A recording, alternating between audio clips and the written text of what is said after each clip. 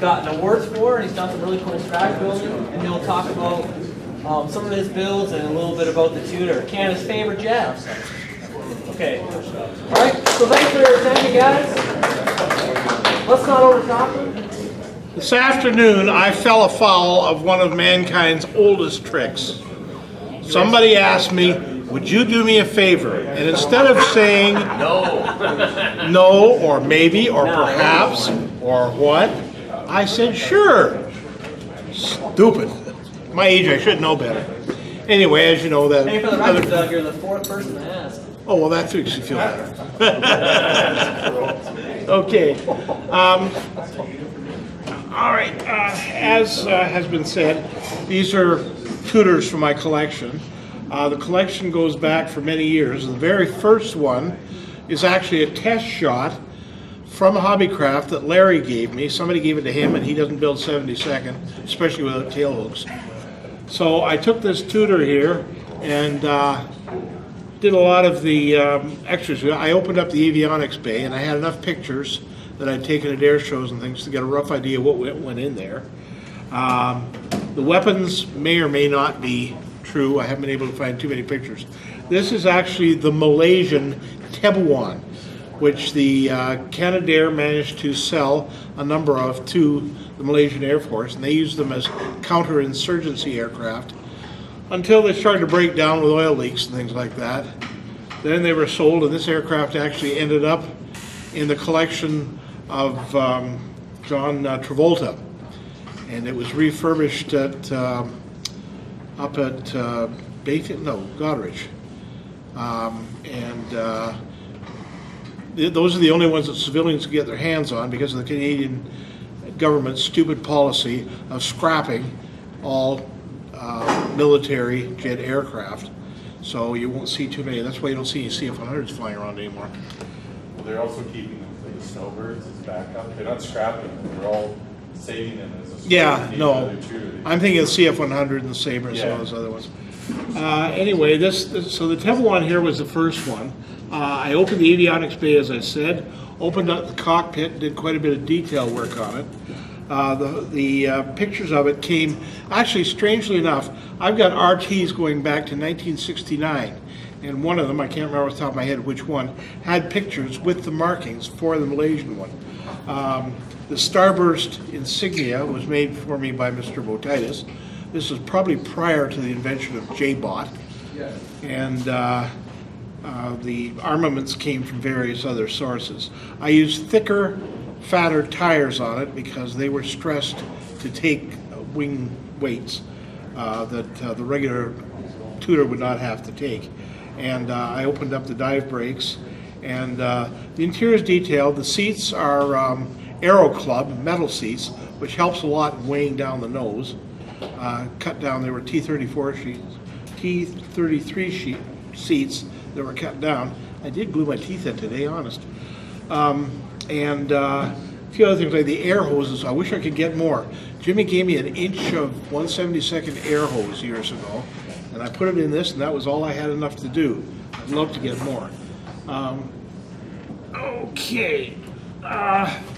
This is in 1967, the predecessors of the snowbirds with the golden centenaires, and I did some of the same work with this one. There's a number of things you have to add to it because the kit is not as accurate as one might like. Particularly the rear fuselage should be a lot more rounded than it is. But you can take a file to it and do a bit of damage to it. And the decals are from Hamilton there, Aerographics. And the paint, the gold paint I use is actually the same thing they used on the real one. It's Sheffield Gold Leaf. And I bought a bottle of it, which I had for years. Unfortunately, it's now died. And I want to do the 148th version as the same aircraft. This one is a Red Knight. That company deck still exists. Yeah. You can still order the paint, the original paint. I'm not surprised. From the States. Yeah. In the States? Pretty amazing for many years, but the original paint is still available. Oh, I had a rep from the company give me 2 bottles. Okay, this is a Red Knight. As you can see, I didn't do as much detail on this one. The decals there, again, are aerographics, and I'm not sure whether it flew with the Red Knights team or whether it was a backup plane or what it was. I don't remember the details, too long ago. This one right here was for a centennial, or not a centennial, some anniversary in Winnipeg. It was called the Black Raven. Here again, I didn't do much extra on it, and it's once again aerographics provided the decals. This one is one of 3 that I plan to do. Unfortunately, the pitot tube got broken and I didn't have time to fix it this afternoon.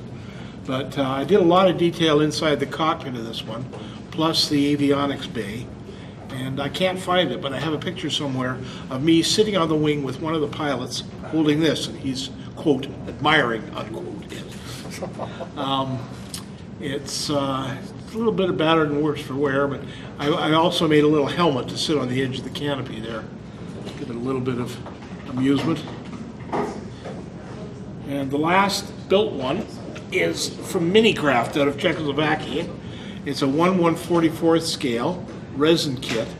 I did a little bit of detail inside the cockpit, and I opened the canopy, which was a bit of a challenge, an aircraft this small. It's a nice little kit. The decals are really poor quality, so I scavenged them from some old, I can't remember the name now, but I've got a bunch of older than most of you, decal sheets, and I managed to salvage some small rondos out of them that had the proper maple leaves on them. Unfortunately, Europeans, I think they use European maple trees instead of sugar maples to do their maple leaves. Sometimes it sits on its nose and sometimes it doesn't. Besides these 2 brands, I forgot to bring it today, but there's a vacuform kit made by Canvac, which I have partially completed. The beauty of it is it has vacuform canopies, so you can see a lot better into it. Jim Botitis made me some vacuform canopies for these things, and I've used 1 or 2 of them, and I've got a few backup. I've got about 4 kits at home that haven't been built yet. Another company called Astra made another vacuform. I've never seen it, and they also made a resin one, which I also have never seen. I didn't find out until I was reading one of these old RTs that such a thing existed. Just the punchline for IPMS Canada. The old RP, I've got them going back to 1964. And the old, well, and the new ones, of course, some of the best information you can get on Canadian aircraft and tanks and other cars, time wasters like those, are the information from RT is invaluable. I use them as a reference source all the time, and I have them all cataloged so that I can quickly find the particular aircraft that I want, which magazine it's in, and which page it is. I have a large collection of magazines and publications and books and things like that. Never mind my okay, there's a 1/48th resin one made by Belcher bits, yeah. And it's a beautiful piece. I had one. You know my memory's going. I had one, but I disposed of it because I knew I'd probably never build it when this one came out. Unfortunately, it copies most of the errors in the 1/72nd kit. But I did get, Neil gave me a set of Golden Centenaires decals from the Belcher kit, which I will use in this Hobbycraft kit. I also have a set of resin cockpit details, which, did you make them for me, Randy? Yes, probably. Yeah, I think so. And they're copied from a guy who used to live out on the prairies, but he's since passed away, so they're no longer easily available. Now, Doug, can I ask you a question? yes, How far off is the Hobbycraft kit from the real thing? Would you say you've got some nice research material there? I'll be perfectly honest, I've just rounded them. I haven't really taken a pair of calipers to them and get them. Well, just to get visually them made. speaking. Theoretically, what you could do, like I've rounded them as much as I could without punching through the plastic fuselage.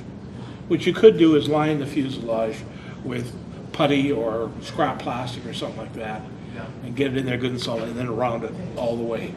I'm too lazy to do that. Another project that's come up, Jim Potatis and I discovered that the CL41R was in storage in Brantford. Nobody knew what happened for a while. It turned out that it was in the Brantford airport, carefully hidden away and theoretically inaccessible. But somehow Jim and I got in there, and the results are a huge pile of photographs here. You're welcome to browse through at your leisure. There's also shows of regular tutors from air shows. Anyway, Jim and I started building this one. The concept behind it, and you'll see two different theories. Some people say that that is the nose for a bow mark, and other people say it's for the CF-104. It's the radar array that's supposed to go on. And Canadair tried to market this to the Air Force, but the RCF wasn't interested. We got a good start on this thing, but it just sort of tapered off. I think Jim got turned off by the rear fuselage. Someday maybe I'll finish it. We've got lots of detail on it, vacuum form canopies and everything else for it. Sorry. I have a number. Yes, go ahead. What you just showed, what was that version? That's the CL41R.